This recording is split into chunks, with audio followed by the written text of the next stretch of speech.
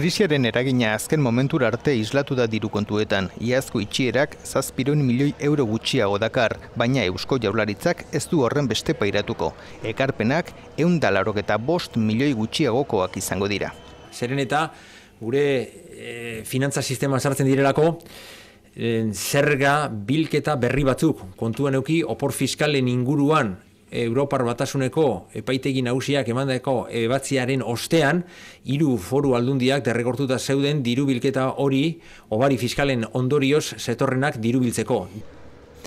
Bilera azkarra izan da, izan ere gai zerrendatik kanpo gelituta aurtengorako diru sarbideen berrikusketa. Lehendakariak eta Ogasun Sailburuak adostu zuten erakundeen eta alderdien arteko akordioak sustatzeko. Dena den, Gatxagaetxeberriak esan du diru sarrerak igoko direla. Diru bilketaren bat badago, eta usten dugu egongo dela, hori sistema sartuko da, sartu behar dan momentuan. Aurre kitapena egiten danean, edo azken kitapena egiten danean. Gipuzkoako deputatu nagusiak berak, Garitanok bilera hasi baino lehenago erabaki honekin bat zetorrela esan du eta diru publikoetan zuhurtasunez aritzeko zetorrela.